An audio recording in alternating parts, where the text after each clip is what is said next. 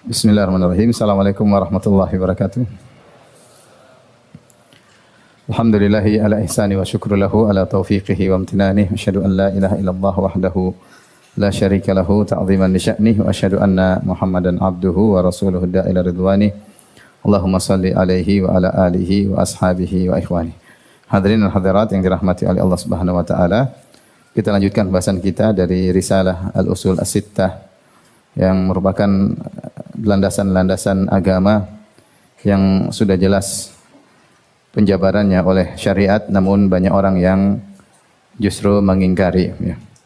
Yang pertama terkait dengan keikhlasan, kemudian landasan kedua atau pokok yang kedua terkait dengan perintah Allah untuk bersatu dalam agama dan melarang dari perpecahan, dan yang ketiga adalah lanjutan dari yang kedua, yaitu ketaatan kepada penguasa muslim. Syekh Muhammad bin Abdul Wahhab rahimahullah ta'ala berkata, al-aslus sadis, pokok yang ketiga, inna min tamamil ijtima' as-sam'a wa ta'ah liman ta'ammar alaina walau kana abdan habasyian. Sungguhnya di antara kesempurnaan berkumpul atau persatuan adalah mendengar, sikap mendengar dan taat kepada orang yang memimpin kita, meskipun dia seorang hamba sahaya atau budak dari negeri Habasyah. Fabayyana Allahu hadza bayanan sya'i'an kafiyan biwujuhin min anwa'il bayan syar'an wa qadaran. Allah telah menjelaskan hal ini dengan penjelasan yang gamblang, yang cukup, dengan berbagai model penjelasan, baik secara syariat maupun secara qadaran. Qadaran maksudnya secara kenyataan. Tsumma sara hadzal aslu la yu'rafu inda aktsari man yad'il ilma fa kaifal amalu bihi. Kemudian ternyata pondasi yang ketiga ini akhirnya tidak diketahui oleh mayoritas orang yang menyerukan bahwasanya dia adalah ahli ilmu. Lantas bagaimana mau diamalkan pondasi ini? Ya, artinya banyak orang yang dinyatakan sebagai dai ternyata tidak tahu tentang landasan ini. Terus bagaimana kita mau mengamalkan landasan ini sementara orang-orang yang mengaku berilmu saja tidak tahu? Taib, pokok yang ketiga ya. Ketiga yaitu terkait dengan ketaatan kepada penguasa muslim. Ya, kepada penguasa muslim. Hal ini adalah sangat urgen ya. Dari beberapa sisi ya. Pembahasan ini urgen. Ya, urgensinya apa kita pembahasan ini? Ada beberapa sisi. Yang pertama bahwasanya ini adalah penyempurna dari landasan yang kedua ya. Penyempurna dari landasan yang kedua. Karena kita punya kaidah, dalam suatu kaidah dikatakan ma la yatimul wajibu illa bihi fahuwa wajib. Sesuatu perkara wajib tidak mungkin bisa dikerjakan kecuali dengan perkara yang lain, maka perkara yang lain itu juga hukumnya wajib. Ini ma'ruf dalam kaidah. Contohnya misalnya pergi salat Jumat hukumnya adalah wajib. Namun seorang tidak bisa salat Jumat kecuali dia harus pergi menuju masjid. Maka pergi menuju masjid hukumnya juga wajib. Karena salat Jumat tidak bisa dilaksanakan kecuali dengan pergi ke masjid, maka pergi ke masjid juga hukumnya wajib. Demikian juga dalam hal ini kita sudah jelaskan pada pondasi yang kedua bahwasanya kita diperintahkan untuk bersatu dalam agama ya. Dan persatuan tidak mungkin terwujudkan dengan sempurna kecuali dengan ada pemimpin yang harus ditaati. Kecuali harus ada pemimpin yang ditaati. Kalau tidak ada pemimpin yang ditaati, masing-masing berjalan sendiri, maka tidak ada persatuan. Karena Islam membutuhkan persatuan baik dalam agama juga persatuan secara fisik. Karena di balik persatuan tersebut banyak kemaslahatan. Ya. Kalau tidak ada persatuan maka akan mudah runtuh, mudah hancur, mudah dihabisin oleh musuh-musuh Islam. Maka persatuan tidak mungkin terwujudkan kecuali dengan taat kepada penguasa. Harus ada penguasa, kemudian penguasa tersebut ditaati. Ini menunjukkan tentang urgensinya kaidah ini. Jadi sesuai dengan kaidah ma la yatimmu al-wajibu illa bihi fahuwa wajib ya. Kalau suatu perkara wajib tidak bisa dikerjakan kecuali dengan perkara yang lain, maka perkara lain itu juga wajib. Ada riwayat dari Umar bin Khattab, namun riwayatnya lemah. Beliau mengatakan bahwasanya la islama illa bi jamaah wala bi jamaah illa bi imarah wala bi imarah illa bisam atau au kama qala. Intinya dia mengatakan bahwasanya tidak ada Islam kecuali dengan jamaah, jamaah tidak bisa kecuali dengan ada pemimpin, dan pemimpin tidak bisa kecuali dengan ditaati. Ini meskipun riwayatnya lemah tapi dia logika yang logis ya. Bahwasanya kalau tidak ada penguasa bagaimana kita mau bisa bersatu, masing-masing punya pemimpin sendiri-sendiri, maka tercerai-berailah kaum muslimin. Kalau sudah tercerai-berai maka sulit melaksanakan maslahat-maslahat yang banyak ya. Bagaimana melaksanakan ibadah haji, ibadah salat Id, ibadah puasa, banyak ibadah yang akhirnya kacau balau jika ternyata tidak ada persatuan dan kesatuan. Dan persatuan tersebut tidak mungkin kecuali ada penguasa yang ditaati jika menyeru kepada kebaikan. Kemudian yang kedua, urgensinya hal ini itu tentang praktek para sahabat. Praktek para sahabat yang menunda dikuburkannya Nabi. Dikuburkannya Nabi sallallahu alaihi wasallam. Kenapa? Karena harus ada penguasa terlebih dahulu, pemimpin terlebih dahulu. Kita tahu bahwasanya Rasulullah SAW wafat kapan? Pada tanggal 12 Rabiul Awal, hari Senin di waktu duha. Hari Senin waktu duha Rabiul Awal tahun 11 Hijriyah. Ya. Rasulullah SAW wafat. Tapi Rasulullah SAW kapan dikuburkan? Dikuburkan pada Selasa malam. Pada Selasa malam, malam Rabu. Ya. Malam Rabu. Kenapa para sahabat menunda pemakaman Nabi SAW? Di antaranya untuk mencegah terjadinya pertikaian. Karena kalau belum ada pemimpin nanti ribut lagi. Rasulullah harus diapakan, kemudian Rasulullah SAW dikuburkan di mana misalnya. Harus ada pemimpin agar mencegah terjadinya pertikaian-pertikaian yang mungkin muncul. Dan kalau semakin ditunda maka semakin mungkin sebagian orang mulai punya ide-ide untuk membuat setiap kabilah punya pemimpin, setiap kabilah punya penguasa. Untuk mencegah hal tersebut, maka para sahabat mendahulukan pemilihan kepemimpinan sebelum menguburkan siapa? Rasulullah SAW. Ya. Dan mereka tahu bahwasanya Rasulullah SAW jasadnya tidak akan rusak. Jasadnya tidak akan rusak. Ya, berbeda dengan orang-orang yang lain, maka disegerakan, dikabarkan sebelum jasadnya yang disegerakan untuk dikuburkan sebelum jasadnya rusak. Adapun Nabi SAW jasadnya mereka itu tidak bakalan rusak. Oleh karenanya meskipun ditunda berapa lama pun jasad Nabi masih tetap wangi. Ya. Oleh karenanya ketika Rasulullah SAW meninggal, Abu Bakar radhiyallahu anhu kemudian mencium kening Nabi, kemudian beliau berkata, "Tibta hayyan wa mayyitan." Sungguhnya engkau baik ya Rasulullah, yaitu ketika hidup maupun sudah meninggal. Kemudian ketika para sahabat memandikan juga mereka mencium aroma yang wangi dari tubuh Nabi sallallahu alaihi wasallam.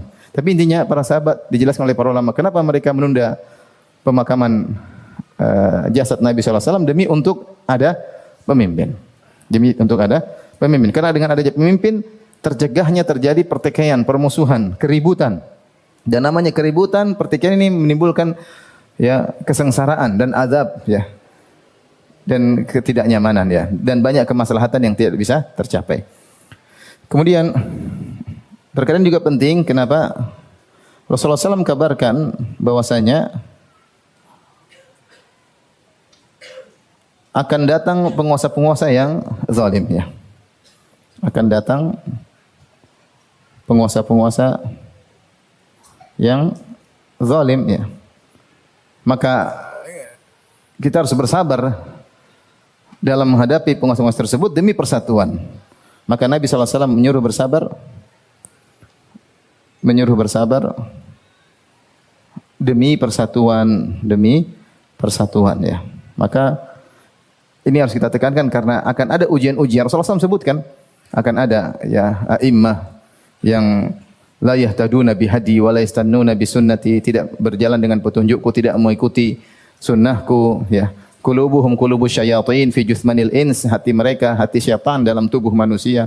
Banyak hadis-hadis. Syiraru a'immatikum alladzina tal'anunahum wa yal'anunakum wa tad'una 'alaihim wa yad'una 'alaikum, seburuk-buruk pemimpin kalian yang kalian melaknat mereka, mereka juga laknat kalian. Dan kalian mendoakan keburukan kepada mereka dan mereka juga mendoakan keburukan kepada kalian. Rasulullah SAW sebutkan akan ada penguasa-penguasa yang zalim ya.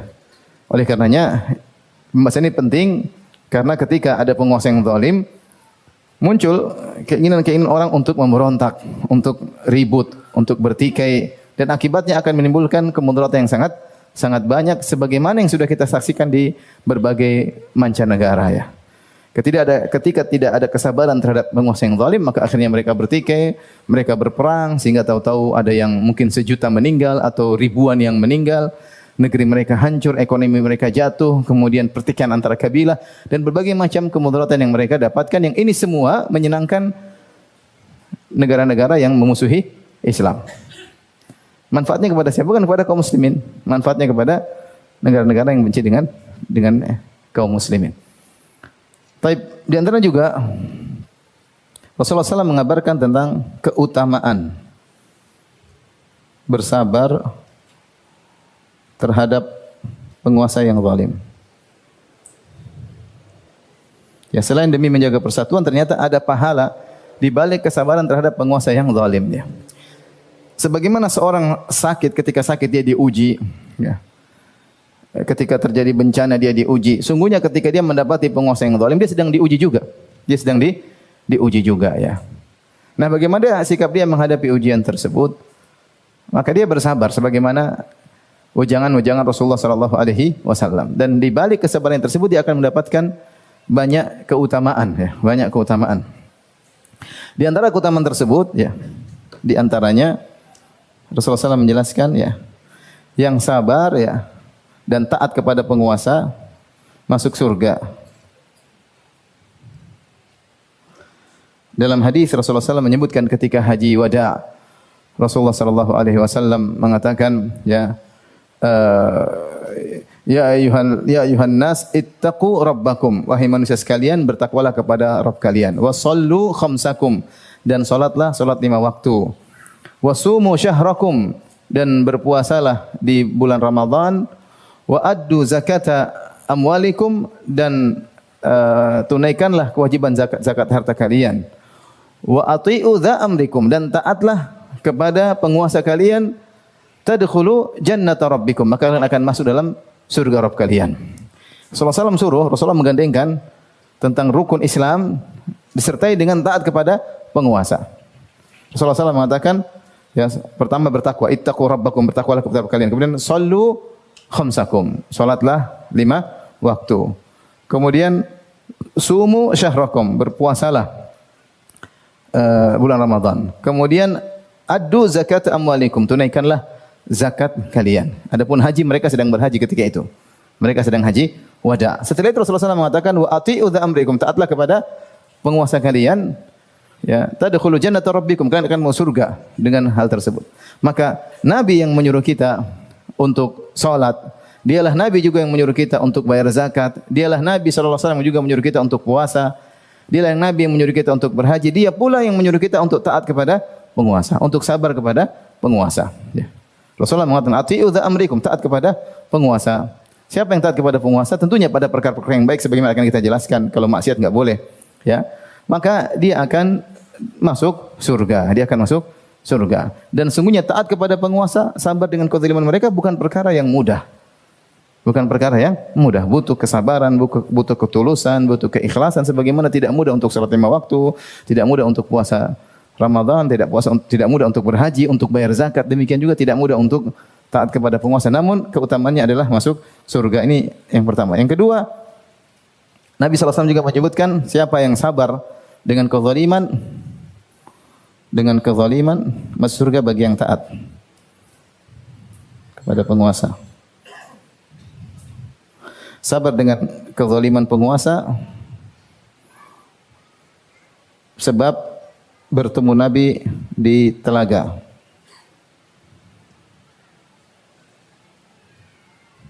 Dalam satu hadis kata Rasulullah SAW, satakunu ba'di athratan alaikum, akan ada setelahku atharah. Atharah yaitu penguasa mendahulukan orang lain daripada yang berhak. Ada mungkin orang yang cerdas tidak dijadikan pejabat, malah orang yang goblok dijadikan apa? Pejabat. Atau dia nepotisme, dia mendahulukan keluarganya dibandingkan orang lain. Atau dia mengumpulkan harta untuk dirinya sementara banyak orang susah tidak mendapatkan harta tersebut. Itu athar, itu kezaliman. Kezaliman yang dilakukan oleh penguasa. Apa kata Nabi SAW? Fasbiru hatta talqauni alal haud. Kata Nabi SAW, fasbiru, ya. Fasbiru hatta talqauni 'alal haud. Kata Nabi sallallahu alaihi wasallam, sabarlah sampai kalian bertemu denganku di telaga. Sabarlah sampai kalian bertemu denganku di telaga. Ini dalil bahwasanya orang yang bersabar dengan kezaliman penguasa, dia akan bertemu dengan Nabi di telaga Nabi sallallahu alaihi wasallam, ya. Dan ini ibadah. Sabar dengan kezaliman penguasa adalah apa? Ibadah. Tentunya berusaha mencari perbaikan, tetapi cara perbaikan yang syar'i, yang disyariatkan, ya. Tapi bersabar. Bersabar, tidak memberontak, ya. Tidak mengangkat senjata untuk berperang melawan penguasa. Kesabaran ini akan mengantarkan seorang mendapatkan telaga, bisa bertemu Nabi di telaga Nabi sallallahu alaihi wasallam. Disebutkan dalam satu hadis Rasulullah SAW menyebutkan orang yang sabar kepada penguasa bahwasanya, atau menasihati penguasa, ya, yang menasihati penguasa hatinya bersih. Dalam hadis yang lain juga di Haji Wada, Rasulullah SAW menyebutkan ketika Haji Wada juga Rasulullah SAW mengatakan, salasun la yughillu alaihinna qalbu mu'min. 3 perkara yang seorang mukmin hatinya tidak akan ada ghil, yaitu tidak akan ada dengki, hatinya tulus, hatinya ikhlas. 3 perkara tersebut kalau dia lakukan, hendaknya dia tulus, dia terima dengan tenang. Yang pertama, ikhlasul amal. Dia beramal dengan apa? Ikhlas, ya. Yang kedua di antaranya Rasulullah SAW mengatakan adalah menasihati wulatil umur, ya. Jadi orang yang melihat penguasa melakukan keburukan, maka dia berusaha menasihati. Nasihat itu apa? Yang ingin kebaikan, bukan maki-maki, ya, tapi menasihati untuk kebaikan penguasa tersebut. Dan ini di antara keutamanya adalah hatinya menjadi bersih. Hadisnya tuliskan ini. Hadisnya dari Jabir bin Mut'im qala qama Rasulullah sallam bil Khaif min Mina. Satu hari Rasulullah sallam berdiri di hadapan kami di masjid di Khaif, di masjid Khaif atau di daerah Khaif di Mina. Kemudian Rasulullah sallam bersabda, "Naddarallahu ra'an sami'a maqalati." Sungguh Allah akan membuat cahaya bagi seorang yang mendengar sabdaku, faballaghaha. Kemudian dia sampaikan sabdaku kepada orang lain, farubba hamil fiqhin ghairu faqih. Terkadang seorang yang bawa fikih dia sendiri tidak faqih, artinya dia bawa hadis tapi dia enggak ngerti tentang isi hadis tersebut dengan baik. Wa rubba hamil fiqhin ila man huwa afqahu minhu. Terkadang orang membawa suatu fikih, dia bisa sampaikan kepada orang yang lebih paham lagi tentang isi hadis tersebut. Ini maksudnya Nabi SAW motivasi untuk menyampaikan hadis Nabi. Karena terkadang seorang mendengar tapi kurang paham, dia sampaikan kepada orang yang paham. Terkadang orang yang paham menyampaikan kepada yang lebih paham lagi.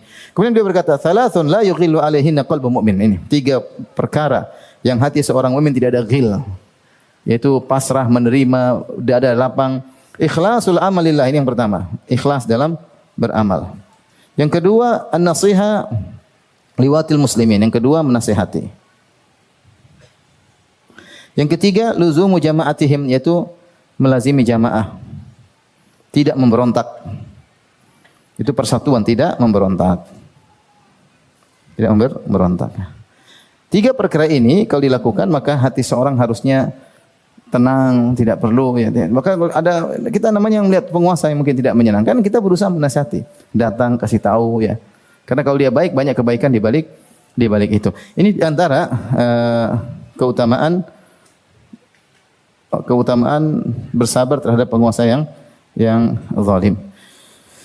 Kemudian di antara urgensi perkara yang ke-6, terkait dengan hal ini, ada kelompok-kelompok yang menyimpang, adanya kelompok-kelompok yang menyimpang terkait pokok ketiga ini. Nanti akan kita singgung insyaallah, ya. Apa kelompok-kelompok tersebut zaman dulu sampai zaman sekarang, ya. Insyaallah akan kita bahas. Taib, ini mungkin tentang urgensinya kenapa kita harus membahas poin yang ketiga ini, ya, terutama namanya mencaci maki penguasa adalah keseharian yang kita dengar, ya. Bahkan orang-orang tadi kata Syekh Abdul Wahab rahimahullahu taala bahwasanya justru sekarang orang-orang yang mengaku berilmu, ya, la yu'raf inda aktsari min yadil ilmi. Kaidah ini sudah tidak ada dikenal oleh orang yang mengaku ilmu. Fa kaifal amalu bihi? Lantas bagaimana kita bisa menjalankan kaidah ini? Justru sekarang orang yang maki-maki penguasa dialah yang hebat ya. Orang yang memimpin pemberontakan sampai turun di jalan sampai pertumpahan darah dan yang lain, justru dia orang yang jagoan, dia yang hebat. Seperti itu kenyataan yang ada. Dia yang harus dielu-elukan.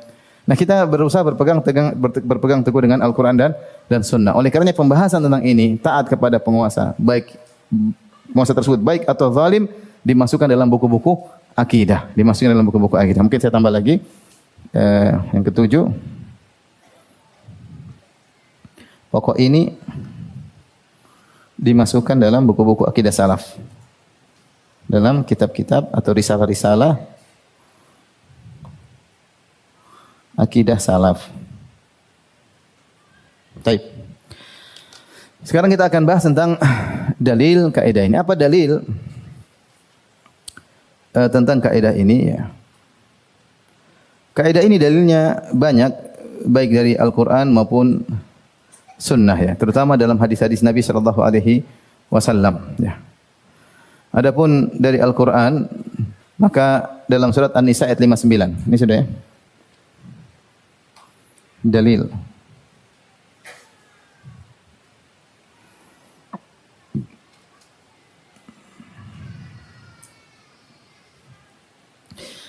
Pertama dari Al-Quran, kemudian As-Sunnah ya, Al-Hadis. Hadis banyak nanti akan kita sebutkan. As-Sunnah, Al-Quran seperti dalam surat An-Nisa ayat 59. Ya, Quran surat An-Nisa ayat 59. Kita tulis ayatnya. Ya ayyuhalladzina amanu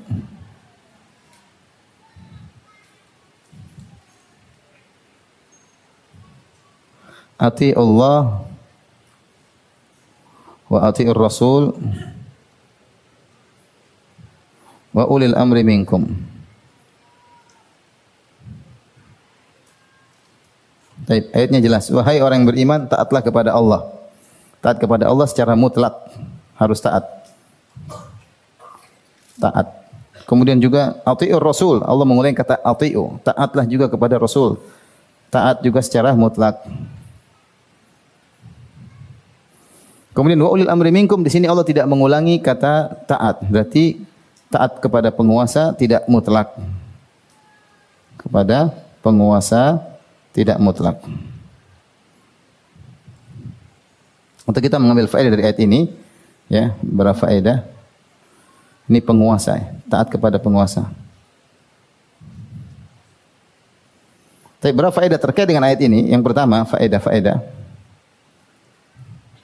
Yang pertama di sini perhatikan Rasulullah SAW mengatakan minkum. Allah mengatakan apa? Minkum. Dari kalian. Berarti penguasa harus mukmin. Penguasa harus muslim. Kalau penguasa bukan muslim maka dia tidak syar'i. Maka tidak apa? Syar'i. Tetapi apakah harus memberontak? Tentu lihat situasi dan kondisi. Ya, seperti banyak saudara-saudara kita yang tinggal di negara-negara kafir, ya.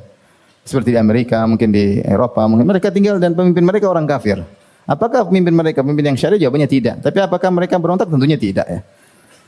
Mereka harus ya berbuat baik kepada orang yang berbuat baik kepada mereka. Kalau pemerintah di sana berbuat baik kepada mereka, ya mereka balas dengan kebaikan. Meskipun itu bukan pemimpin secara syar'i. Paham ya? Demikian juga kalau seandainya seorang negeri kaum muslimin ternyata dikuasai oleh penguasa yang kafir. Taib. Boleh memberontak? Boleh. Tapi apakah harus memberontak? Tentu lihat situasi dan kondisi. Kalau ternyata tidak mampu, tidak wajib untuk memberontak. Tapi secara syariat, kalau ada penguasa non-muslim, maka dia tidak syar'i. Paham? Dia tidak syar'i. Karena Allah mensyaratkan, ulil amri minkum. Tapi faedah yang kedua, siapakah ulil amri? Ulil amri.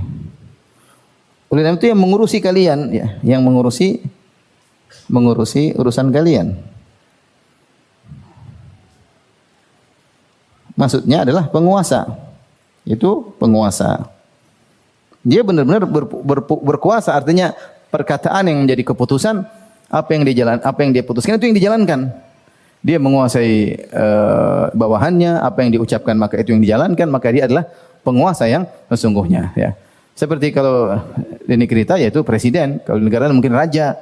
mungkin ada sultan, ya. Dialah yang pemegang kekuasaan. Maka tidak benar ayat-ayat tentang ulul amri kemudian dibawakan kepada kelompok-kelompok bid'ah yang ada. Seperti Islam Jamaah menjadikan imamnya sebagai apa? Penguasa. Kekuasaan apa yang dia pegang? Apakah dia yang menentukan kapan lebaran? Enggak juga. Apakah dia yang ngurusin haji? Enggak juga. Dia ngurus apa? Kalau ada perang dari luar, dia ngurusi persenjataan? Enggak juga. Terus apa yang mau ditaati? Dia bukan penguasa. Benar, mereka punya pemimpin di kelompok bid'ah Islam Jamaah. Ada amirnya. Tapi amir bid'ah. Bukan amir syar'i. Dia amir bid'i. Amirun ghairu syar'i. Tidak sesuai dengan syariat. Karena dia bukan penguasa. Bukan dia yang dimaksud untuk apa? Untuk ditaati. Sehingga tidak bisa dibawakan hadis-hadis tentang ketaatan kepada penguasa, bersabar dengan kesalahan-kesalahannya dibawakan kepada amir seperti itu.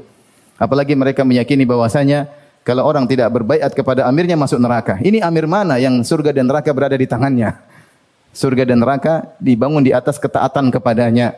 Ya, mereka mengatakan siapa yang tidak taat kepada amir kita, maka neraka. Sehingga mereka pun mengkafirkan orang-orang di luar kelompok mereka. Ya, ini adalah pemahaman Khawarij. Pemahaman apa? Khawarij yang masih ada sampai zaman sekarang, yaitu orang-orang Islam Jamaah. Jadi ulil amri itu penguasa, bukan penguasa bayangan, benar-benar dia penguasa. Yang kemaslahatan berada pada ucapannya, pada keputusannya. Ya, kalau dia yang berkuasa sudah, itulah yang dimaksud dengan ulul amri. Ya. Yang menentukan perang atau tidak, damai atau tidak, penguasa. Ya. Baik, yang berikutnya di antara faedah terkait dengan ayat ini, itu bahwasanya ketaatan kepada penguasa tidak mutlak. Kenapa? Karena Allah tidak mengulangi kata ati'u. Tidak mengulangi ati'u. Taatlah. Allah tidak mengucapkan demikian, tapi Allah hanya mengatakan dan. Beda dengan Allah. Ati'ullah wa ya ayyuhalladzina amanu ati'u Allah, taatlah kepada Allah. Taat kepada Allah mutlak. Wa ati'ur rasul, taat kepada Rasul juga mutlak. Wa ulil amri minkum, taat kepada penguasa tidak mutlak. Kita hanya taat jika bukan maksiat. Hanya taat jika bukan maksiat. Jelas hadisnya kata Nabi sallallahu alaihi wasallam, la ta'ata li makhluqin fi maksiatil khaliq. Tidak ada ketaatan kepada makhluk dalam rangka bermaksiat kepada Allah Subhanahu wa taala.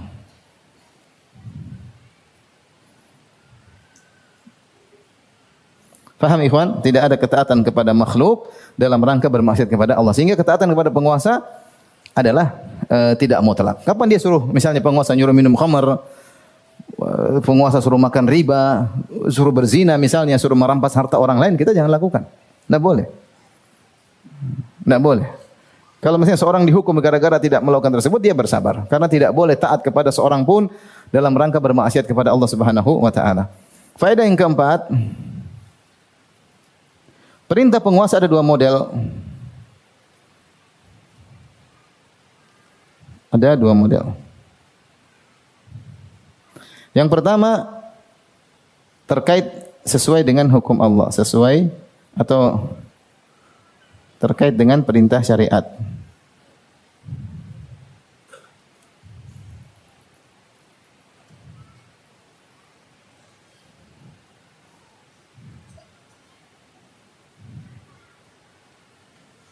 Syariat. Yang kedua perkara ijtihadiyah terkait kemaslahatan. Ijtihadi terkait kemaslahatan. Baik. Kalau yang pertama ini jelas ya. Seperti pemerintah mengatakan wajib puasa. Ya sudah. Mau pemerintah enggak ngomong pun kita wajib untuk apa? Puasa Ramadan. Pemerintah mengatakan salat, yang tidak salat saya pukul misalnya ya, wajib salat. Yang pemerintah enggak ngomong pun kita harus apa? Salat. Ini sepakat karena apa yang disampaikan pemerintah sesuai dengan Al-Quran dan Sunnah. Telah datang perintahnya dari Allah maupun dari Rasulullah SAW, maka jelas kita harus taat. Jadi masalah pada perkara yang kedua. Perkara yang kedua yaitu pemerintah membuat aturan-aturan yang tidak ada dalilnya secara spesifik dalam Al-Quran dan Sunnah, tapi terkait dengan kemaslahatan. Seperti misalnya aturan lalu lintas misalnya aturan pernikahan misalnya aturan apa saja ya, misalnya pembangunan rumah, aturan-aturan yang dibuat Yang kita tahu aturan tersebut demi kemaslahatan. Yang seandainya tidak ada aturan tersebut akan kacau balau. Akan kacau balau. Ya. Tapi tidak melanggar syariat. Kalau melanggar syariat tidak wajib taat. Bahkan tidak boleh taat karena melanggar syariat. Tapi kalau aturan tersebut ternyata tidak melanggar syariat, maka wajib untuk apa? Taat. Justru disitulah peran kenapa disebutkan ulil amri minkum. Syekh Utsaimin rahimahullah menjelaskan kenapa disebutkan ulil amri minkum, karena bisa jadi dia memerintahkan perkara-perkara yang tidak ternaskan dalam Al-Quran dan Sunnah. Maka disitulah kau harus taat. Adapun kalau dia perintahkan pada poin pertama yang dalam Al-Quran dan Sunnah, meskipun dia enggak perintahkan kita taat. Tapi jika dia perintahkan perkara-perkara yang tidak terkait dengan Al-Quran dan Sunnah, tidak ternaskan maksudnya, tidak ada nasnya secara spesifik, tetapi yang disampaikan adalah maslahat, maka wajib kita beribadah dalam taat kepada perintahnya tersebut. Beribadah, Allah yang suruh. Allah yang suruh. Kalau ingin masuk surga, ingin ketemu Nabi di telaga, sabar.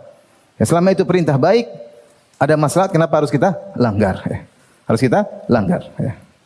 Misalnya lampu merah dibuat, itu baik atau enggak baik? Kalau enggak ada lampu merah mungkin udah kacau. Jelas ya. Misalnya pemerintah menyuruh kalau menikah harus buat buku nikah, misalnya perintah. Ya kerjakin aja. Kalau enggak ada buku nikah semua orang bisa berzina, dia bawa cewek, saya sudah nikah sama dia syar'i, repot kan? Misalnya. Tidak ada dalilnya, memang harus punya surat nikah. Zaman dulu juga enggak ada, zaman Nabi enggak ada surat nikah. Tapi ini ada maslahatnya. Ada maslahatnya. Kalau ada maslahatnya, maka kerjakan. Kapan pemerintah membuat suatu peraturan yang itu bermanfaat dan tidak melanggar syariat, maka kita taati sebagai bentuk ketaatan kita kepada Allah, karena Allah yang suruh. Dan kita dapat pahala. Baik. Ini mungkin jelas terkait dengan Al-Qur'an, kewajiban untuk taat kepada penguasa. Adapun hadis nih banyak sekali, banyak sekali. Silakan buka Sahih Muslim. Sahih Muslim, Kitabul Imarah, bab kalau tidak salah kitab nomor 33, Kitabul Imarah, kitab 33. Banyak sekali ya.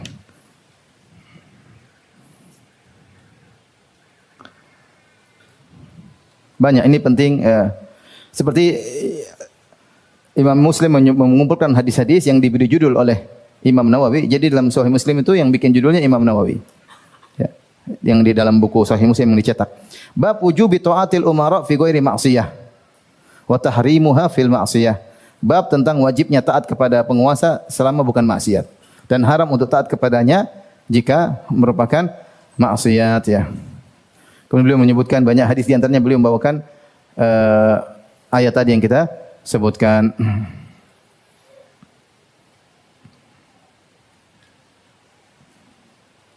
Kemudian juga bab al-amru bis-sabri inda dzulmil wulad, inda dzulmil wulad wasti'farihim. Bab perintah untuk bersabar ketika pemerintah berbuat zalim dan tadi berbuat atharah. Atharah itu nepotisme kah, atau mengambil harta untuk dirinya kah, atau menjadikan pegawai atau pejabat yang tidak layak, masih ada yang lebih pantas, itu namanya atharah. Nabi suruh untuk bersabar. Kemudian dia bawakan hadis ini Sahih Muslim, innakum satalqauna ba'di atharah. Sesungguhnya kalian akan melihat setelah aku wafat ada atharah. Tadi yang saya sebutkan. Fasbiru hatta talqauni alal haud. Maka sabarlah sampai kalian bertemu dengan aku di al-haud ya.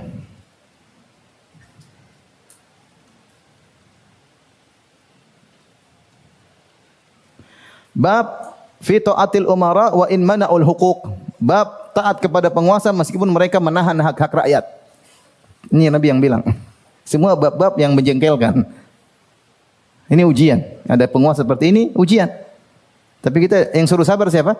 Nabi sallallahu alaihi wasallam. Dia yang menyuruh kita salat 5 waktu, dia suruh kita puasa, dia yang suruh kita haji, dia yang suruh bayar zakat, dia juga menyuruh untuk sabar sallallahu alaihi wasallam. Kemudian Rasulullah bawakan hadis ya. Ya Nabi Allah, ada yang bertanya. Salamah bin Yazid al-Ju'fi dia bertanya, Rasulullah, ya Nabi Allah, ara'aita in qamat alaina umara yas'aluna haqqahum wa yamna'una haqqana, fama ta'muruna? Ya Rasulullah, bagaimana kalau ada penguasa yang mereka meminta hak mereka? Kalian rakyat harus begini, harus begini, harus begini. Wa yamna'una haqqana, sementara hak kami tidak dikasih. Tidak dikasih oleh penguasa. Fama ta'muruna, apa perintah engkau kepada kami? Rasulullah SAW berpaling, fa'arada anhu, Rasulullah SAW berpaling, maka dia tanya lagi. Rasulullah SAW berpaling, maka dia tanya lagi. Sampai Rasulullah SAW 3 kali berpaling, ditanya lagi. Rasulullah SAW berkata, isma'u wa ati'u. Dengar dan taat. Fa inna ma 'alaihim ma hummilu. Mereka tanggung jawab atas perbuatan mereka, wa 'alaikum ma hummiltum, dan kewajiban kalian apa yang ditugaskan kepada kalian. Tugas mereka, urusan mereka dengan Allah, tugas kalian taat kepada apa? Penguasa. Hak mereka tunaikan, hak kalian urusan mereka dengan Allah Subhanahu wa taala.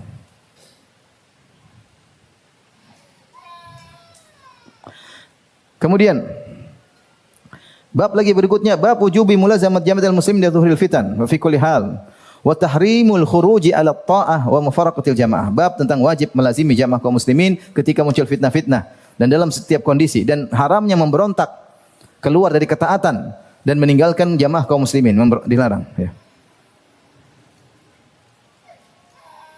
Kemudian Imam Muslim membawakan hadis-hadis yang terkait dengan hal ini. Tapi di antara hadis-hadis yang dibawakan oleh Imam Muslim dalam sahihnya terkait bab tadi yang kita sebutkan, yaitu Rasulullah SAW bersabda, yakunu ba'di a'immatun la yahtaduna bihudaya. Akan datang setelahku imam-imam penguasa yang tidak berpetunjuk dengan petunjukku. Wala yastannuna bisunnati, dan tidak menjalani sunnah-sunnahku, ya, tidak mengikuti ajaranku. Wa sayaqumu fikum rijalun qulubuhum qulubus syayatin. Akan ada di antara kalian, itu para penguasa, para lelaki yang hati mereka seperti hati-hati syaitan, fi juthmani ins, dalam tubuh manusia. Qultu, kata Hudzaifah bin Yaman, kaifa asna, apa yang harus aku lakukan jika bertemu dengan penguasa yang modelnya seperti ini? Berhati syaitan tapi bertubuh manusia. Artinya syaitan tidak punya perasaan, ngeri. Ya Rasulullah, in adraktu dzalik, jika kau menemukan penguasa seperti ini, kata Nabi sallallahu alaihi wasallam, tasma'u wa tuti'u lil amir. Dengar dan taat kepada penguasa. Wa in dhuriba dhahruk, atau wa in daraba dhahrak, meskipun dia pukul punggungmu, wa akhadha malak, atau dia mengambil hartamu. Fasma' wa ati', dengarlah dan taat. Saya rasa kita belum pernah menemukan, artinya kita belum pernah mengalami seperti ini. Dipukul punggung kita, diambil harta kita secara langsung seperti ini. Sampai dalam kondisi demikian pun Rasulullah SAW tetap menyuruh untuk apa? Bersabar. Ini hadis-hadis seperti ini banyak sekali. Banyak sekali. Oleh karenanya, ini semua dalam rangka untuk menjaga persatuan. Karena kalau kemudian kaum muslimin tidak sabar, kemudian merontak, maka akan menimbulkan perpecahan luar biasa, kemaslahatan banyak hilang, pertumpahan darah, ya. Kemudian hanya merugikan kaum muslimin. Baik. Bagaimana sikap kita terhadap penguasa? Ini sudah? Saya ringkaskan aja secara singkat, ya. Sikap yang benar kepada penguasa. Sikap pada penguasa. Pertama, jika dia baik, maka tentu ini yang kita tentu harus kita lebih baik, ya. Berusaha lebih baik. Ya, dan ingat, penguasa tidak ada yang sempurna. Penguasa tidak ada yang sempurna. Jangankan penguasa zaman sekarang. Utsman bin Affan, ada yang protes enggak? Ada, sampai di demo, sampai dibunuh akhirnya. Itu Utsman bin Affan radhiyallahu taala anhu. Ali bin Abi Thalib, ada yang protes enggak? Ada, muncul Khawarij protes sama Ali bin Abi Thalib. Nah, kalau Utsman dan Ali saja diprotesin, apalagi antum. Artinya, tapi kita lihat kalau dia baik, kita berusaha lebih baik, karena kebaikan terhadap penguasa membantu dia untuk menjalankan ketaatan, itu maslahatnya besar. Ya, maslahatnya besar. Baik, yang kedua, jika dia tidak baik, makanya dua kemungkinan. Dia kafir. Yang kedua, belum kafir. Jika dia kafir, maka boleh memberontak jika maslahat. Jika tidak, maka tidak. Maka tidak boleh. Tapi jika dia kafir, kepemimpinannya selesai, karena tidak boleh pemimpin orang kafir. Oleh karenanya, Rasulullah SAW ketika ditanya tentang hal tersebut, ya, kata para sahabat tentang penguasa yang zalim, afala nunabidhuhum bisayf, ya Rasulullah, tidakkah kita melengserkan dengan pedang, maksudnya kita lengserkan dia dengan paksa karena dia penguasa tidak sah, kafir. Kita lengserkan dengan pedang, kita paksakan dia, buang dia dari nabath, yaitu dibuang, dilengserkan. Kata Rasulullah SAW, la ma aqamu fikumus salat. Dalam riwayat ma sallau, selama dia masih membiarkan kalian mengerjakan salat, tidak boleh. Selama dia masih salat, maka tidak boleh. Artinya selama dia masih muslim. Dalam riwayat yang lain, illa antarau fihim kufran bawahan indakum fihi minallahi burhan. Kecuali kalau engkau melihat kekufuran yang nyata. Kekufuran nyata bukan kufuran yang diperselisihkan. Benar-benar dia kafir, nyata-nyata dia kafir. Entah dia mencaci maki Al-Qur'an, dia mencaci maki Allah, menginjak-injak Al-Qur'an, dia menyatakan pindah agama. Kafir yang nyata atau tidak? Kafir yang nyata. Kau punya dalil bahwasanya itu adalah kekafiran, maka kau boleh memberontak dengan syarat harus punya kemampuan, harus ada maslahat. Jika tidak boleh karena nahi mungkar syaratnya harus mendatangkan kemaslahan. Kenapa? Karena bernahi mungkar harus mendatangkan kemaslahatan. Tidak boleh mendatangkan keburukan lebih parah. Kalau kita bernahi mungkar dia lebih parah, enggak boleh. Nahi mungkar itu cuma dua. Bahwasanya kemudaratannya jadi minimal, itu wajib bernahi mungkar. Atau hilang. Kalau hilang itu lebih kita sukai, kalau tidak hilang menjadi minimal. Adapun kalau kita bernahi mungkar ternyata lebih parah, maka tidak boleh. Oleh karenanya ketika terjadi pemberontakan saya masih ingat zaman-zaman ketika terjadi pemberontakan di Suriah. Banyak ulama-ulama besar ditanya, kibar ulama di Saudi. Kita ingin angkat senjata, ingin melawan penguasa di sana karena dia begini. Kata enggak boleh. Sabar. Kata para ulama kibar apa? Sabar. Sementara dai-dai yang terkenal yang ketika itu mereka yang menguasai medsos, ketika ditanya mereka bilang, ayo ikhdhab, marah, ayo ngamuk, suruh marah. Ngamuk. Masuk surga dengan dikasih semangat. Maka akhirnya orang-orang semangat kemudian memberontak ketika itu. Hasilnya berapa yang mati? Mungkin 1 juta, mungkin lebih. Berapa yang diperkosa? Entah berapa wanita diperkosa. Betapa banyak anak-anak yang mati? Banyak.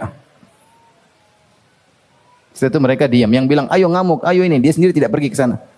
Dia diam.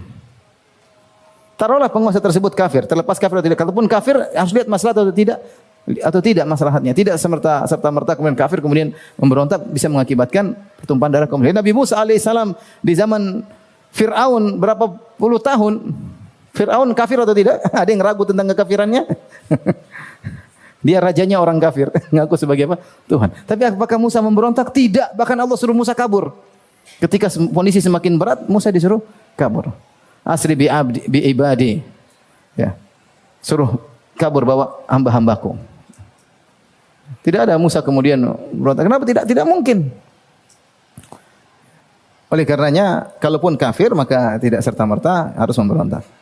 Seandainya dai-dai terkenal tersebut yang dikenal di medsos ditanya, ya Syekh, bagaimana kalau kita memberontak tapi akibatnya meninggal 10.000 orang? Dia pasti mikir. Enggak usah bilang 1 juta, bilang berapa aja? 10.000. Bakalan ada 10.000 orang mati Syekh dan ada bakalan 10 wanita diperkosa. Kira-kira dia jawab bagaimana? Dia masih bingung. Dia mungkin enggak menduga akan terjadi sampai seperti itu. Ternyata sampai jutaan lah. Orang kalau saya tanya mereka 1 juta lebih, 1 juta yang ketahuan, yang tidak ketahuan lebih banyak. Maka kalau kafir boleh memberontak hukum asalnya, tapi jika ada maslahat kekuatan yang pasti. Kalau enggak boleh. Kalau belum kafir hanya sekedar zalim, maka tidak boleh secara mutlak. Tidak boleh memberontak. Tidak boleh memberontak. Lakukan perubahan, silahkan lakukan perubahan.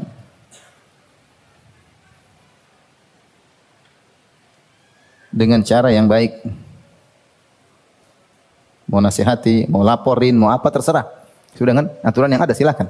Ada orang ini laporkan silahkan, bukan apa. Sesuai dengan aturan yang baik. Tapi memberontak tidak boleh. Memprovokasi massa untuk memberontak tidak boleh. Sampai terjadi bunuh-bunuhan tidak boleh. Ya. Apalagi menamakan jihad. Jihad. Kemudian akhirnya ada yang meninggal, repot. Ketika meninggal siapa yang bisa tolong? Mau jihad lawan polisi muslim atau bukan? Ya muslim ya. Ya, saya cerita ya. Tentu setiap ada yang buruk, ada yang baik. Di mana-mana juga begitu. Tapi tidak semua kemudian polisi buruk, ada juga yang baik ya. Saya kemarin pas lagi di suatu daerah, saya diundang sama kawan dia polisi, dia jenderal. Waktu itu hari Kamis. Terus saya datang ke rumahnya, qadarullah jenderal ini belum datang, tapi ada anak buahnya, kombes. Nemani saya ngobrol. Dia sediakan makanan semua, tapi saya makan, dia tidak ikut makan. Kemudian akhirnya dia tanya, jenderal itu, Ustaz puasa? Enggak, saya musafir, saya enggak puasa. Akhirnya dia bawa makanan, kita makan, subhanallah. Dia bilang, karena Ustaz saya buka puasa. Terus yang kombes tidak mau buka. Saya izin tidak buka, enggak usah buka. Saya bilang, udah puasa aja. Maksud saya ini polisi, puasa Senin apa? Kamis. Terus waktu sholat, Ustaz, saya ke masjid, Ustaz di sini aja, Ustaz kan musafir. Wih, ini ngejek atau gimana? Kayak Ustaz di rumah aja, saya salat sama dia. Artinya, dia juga muslim, dia juga, taruhlah dia bejat, dia juga muslim. Ya. Terus berarti darah dia boleh ditumpahkan. Ya. Terus muslim sama muslim. Kalau namanya kalau sudah demo, sudah malam-malam, sudah bakar-bakaran, orang sudah tidak bisa mengontrol apa? Emosinya. Sana sini maki, ya polisi mungkin juga emosi ya. Apalagi ada yang menyusup, ya sudah. Kemudian ada yang meninggal, selesai. Oleh karenanya, meskipun zalim tidak boleh diberontaki, tidak boleh kita memprovokasi massa untuk memberontak, tidak boleh. Kalau kita mau, lakukan dengan cara yang terbaik. Di antaranya menasihati. Dengan cara yang baik. Di antara cara yang tersebut, ketemu langsung.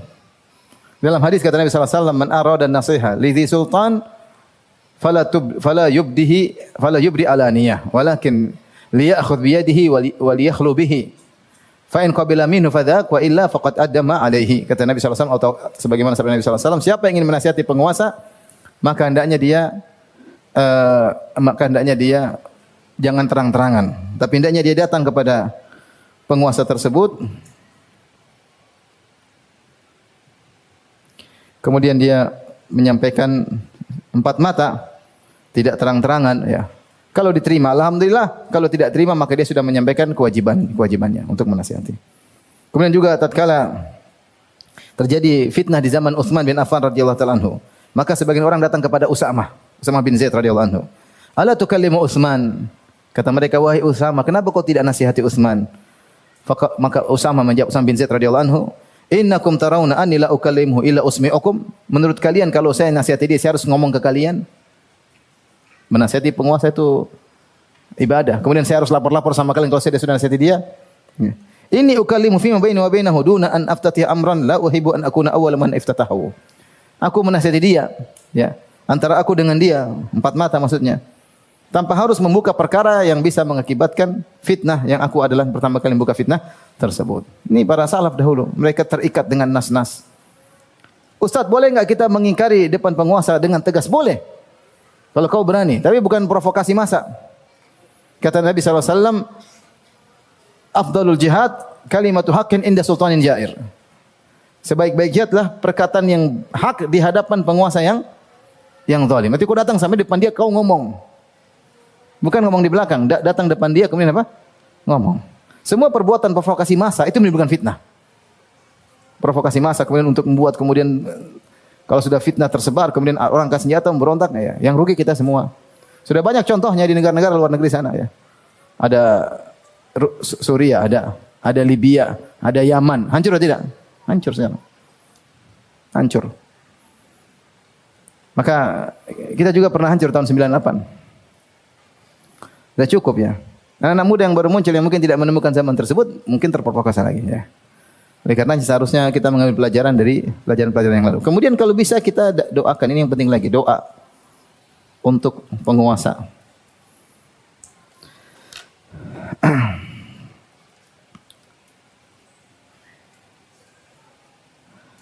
Fudail bin Iyad rahimahullah pernah berkata, "Lau kanat li da'watun mustajabatun lam aj'alha illa fi imam." Kalau saya punya doa yang pasti dikabulkan, saya tidak akan berikan doa tersebut kecuali kepada imam, yaitu saya akan doakan imam, bukan untuk diri saya.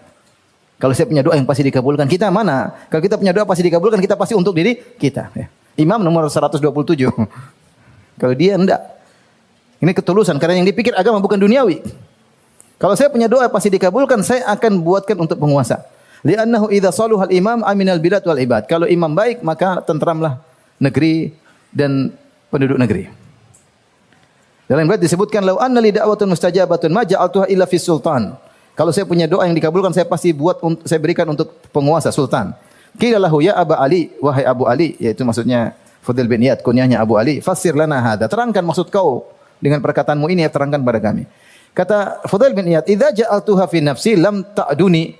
Kalau aku jadikan doa tersebut untukku, ya untuk diriku saja, tidak ada kemaslahatan untuk orang lain, hanya untuk diriku sendiri. Wa idza ja'altuha fi sultan salah. Kalau aku jadikan doa tersebut untuk penguasa, penguasa menjadi baik. Fasalaha bi salahihil ibad wal bilad. Kalau penguasa baik, maka negeri dan penduduk negeri juga akan ikut menjadi baik. Ya. Ya, mendoakan penguasa yang menyimpang, yang salah didoakan. Sampai Ibnul Mubarak ketika mendengar doa Fudail bin Iyad, maka dia kagum, dia berkata, "Ya muallimal khair, man yajtari'u ala hadza ghairuk." Wahai pengajar kebaikan, wahai Fudail, siapa yang bisa berdoa seperti kamu ini? Enggak ada. Kebanyakan orang berdoa untuk apa dirinya? Sendiri. Mana mau pikir doain apa? Penguasa. Tapi ini fikih seorang yang alim, yang ingin kemaslahatan bagi bangsa dan negaranya. Tapi tadi kita sudah menyebutkan bagaimana sikap terhadap penguasa yang belum kafir meskipun dia zalim. Jadi tadi pertama tidak boleh memberontak, yang kedua silahkan melakukan perubahan dengan cara yang baik, yang ketiga menasihati, yang keempat berdoa, dan yang kelima yang penting juga jangan ikuti kezalimannya. Jangan mendukung dan jangan mendukung kezalimannya.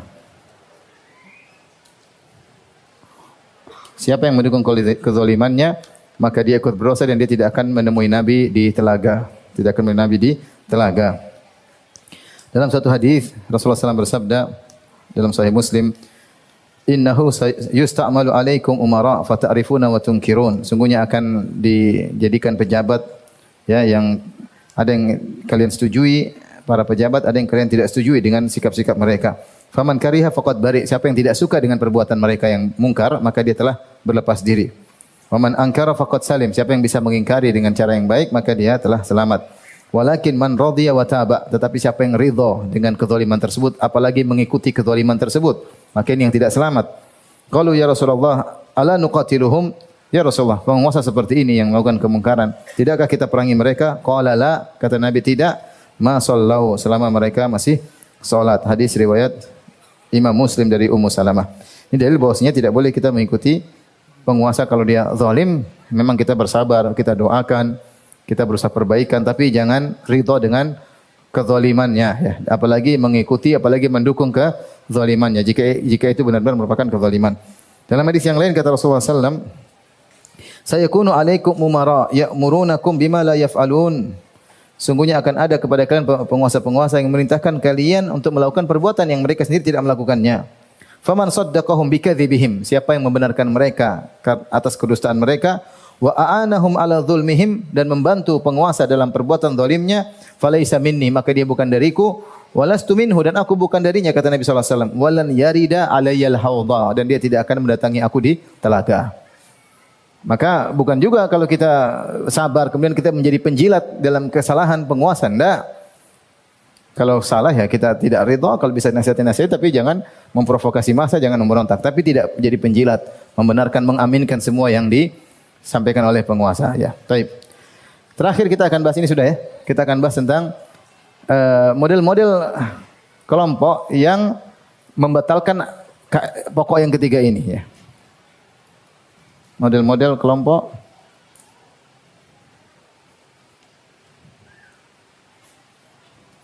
yang mementahkan kaidah ketiga ini. Mentahkan pokok yang ketiga ini. Di antara kelompok-kelompok tersebut, di antaranya Al-Khawarij.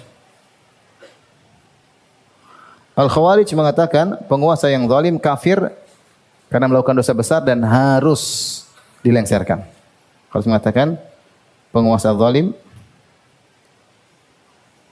kafir harus dilengsarkan, dibunuh makan, harus diperangi. Kenapa kafir? Karena melakukan dosa besar. Kafir karena melakukan dosa besar.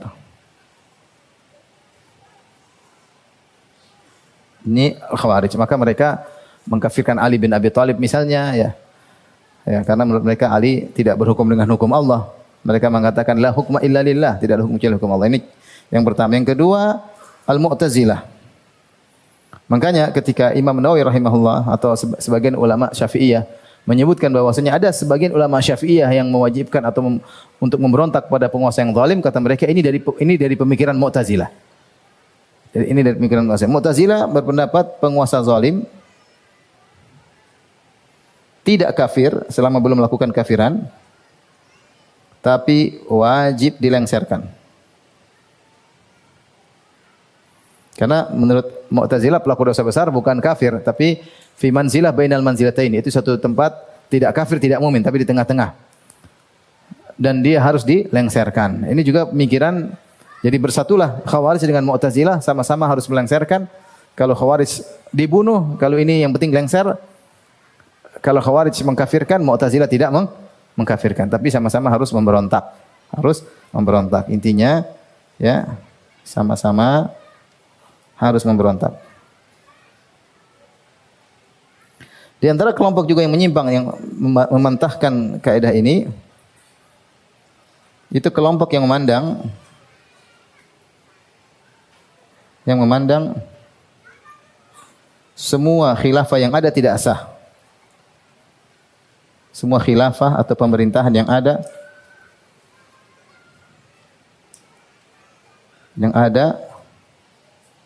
tidak sah. Kalau tidak sah maka tidak wajib ditaati, sehingga tidak wajib ditaati.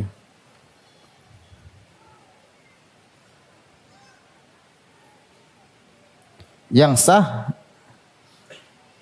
jika khilafah mencakup seluruh dunia, seluruh kaum muslimin, tidak berbilang. Sebagian mereka mengatakan khilafah harus semua kaum muslimin, semua harus di bawah satu apa? Imam. Kita bilang itu benar, itu yang selayaknya, itu yang idealnya seperti itu. Tapi bukan berarti kalau tidak ada satu kemudian khilafah kecil-kecil kemudian tidak dianggap tidak sah. Makanya para ulama bahas bahwasanya ta'addudul khulafa, berbilangnya khalifah itu boleh. Ta'addudul khulafa itu boleh karena darurat, dan mereka sebutkan sejak zaman dahulu kaum muslimin sudah tidak satu khalifah lagi. Sudah sejak zaman dahulu ya, sudah sejak zaman dahulu ya. Oleh karenanya, dan ini dalam rangka untuk menolak kemudaratan, kalau dianggap semua tidak sah kacau balau. Untuk menyatukan satu dunia juga susah, tidak gampang. Sampai sekarang tidak bisa bersatu. Jangankan kita Jazirah Arab saja dengan berbagai macam Arab-Arabnya bersatu atau tidak? Tidak, kita jadi Asia mana bisa bersatu? Jangankan luar negeri, dalam negeri aja begini-gini, apalagi dengan luar negeri. Ya sudah, selama ada penguasa, dia punya areal kekuasaan yang jelas dan dia berkuasa di situ, apa yang dia ucapkan wajib ditaati selama dia muslim. Ini ada pemikiran seperti ini, selama ini tidak ada khilafah, semua tidak sah sehingga tidak ditaati. Kalau mereka pun taat, kata mereka taat secara administrasi, bukan dianatan, bukan karena beragama. Kita taat kepada penguasa karena agama. Allah yang suruh. Karena ini penguasa yang sah untuk ditaati. Buktinya dia muslim, kemudian kekuasaan di tangannya. Kemudian di antara kelompok yang menyimpang dalam hal ini, kelompok yang bikin apa? Baiat bid'ah. Masing-masing punya amir. Kelompok-kelompok yang bikin baiat bid'ah, masing-masing punya amir sendiri. Taat kepada amir tersebut. Seperti ini repot. Islam aja punya amir sendiri, nanti Islam ini punya amir tersendiri. Masing-masing punya apa?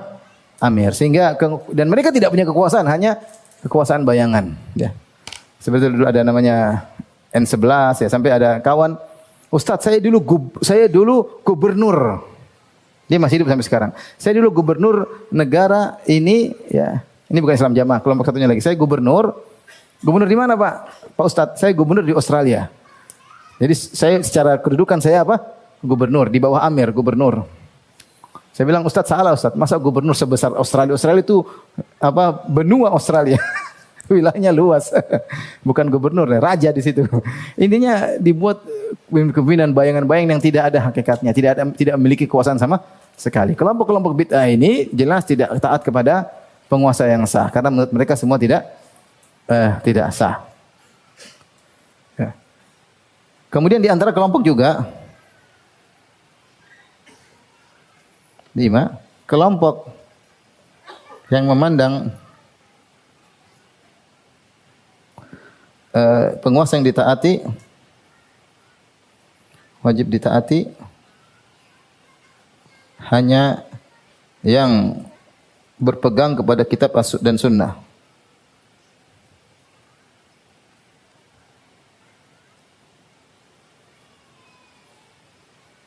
Mereka bilang, ini kelompok nanti kita akan bahas insyaallah bukan malam ini, pertemuan berikutnya tentang syubhat-syubhat terkait mereka semua ini. Dia mengatakan selama penguasa tidak menjadikan konunnya, undang-undangnya Al-Qur'an dan sunnah tidak wajib ditaati. Yang hanya wajib ditaati yang undang-undangnya Al-Qur'an dan apa? As-Sunnah. Ini ada pemikiran seperti ini juga tersebar di tanah air. Juga tersebar, mereka punya dalil tapi akan kita bahas pada pertemuan berikutnya insyaallah taala. Sehingga mereka ingin mengatakan, kata mereka kalau Saudi iya. Saudi Al-Qur'an dan apa? Sunnah. Satu-satunya negara yang mengatakan kita berada di Al-Qur'an Sunnah cuma apa? Arab Saudi. Semua negara yang lain tidak ada yang berani mengatakan demikian. Ya. Atau malu-malu mengatakan Al-Qur'an dan Sunnah. Tapi kalau Saudi jelas Al-Qur'an dan Sunnah secara aturan. Adapun praktek ada menyelisih kata mereka tidak jadi masalah. Yang penting Al-Qur'an dan Sunnah sebagai landasan negara itu yang wajib ditaati. Kalau tidak maka tidak wajib ditaati ya. Tidak wajib ditaati. Tapi ini mungkin yang bisa kita sampaikan pada malam hari ini. Insyaallah ada syubhat-syubhat terkait dengan hal ini. Ada kesempatan kita bahas pada pertemuan sebelumnya sebelum kita masuk pada usul yang asal yang keempat insyaallah taala. Tapi demikian saja apa yang saya sampaikan. Subhanakallah bihamdik asyhadu an la ilaha illa anta astaghfiruka wa atubu ilaik. Assalamualaikum warahmatullahi wabarakatuh.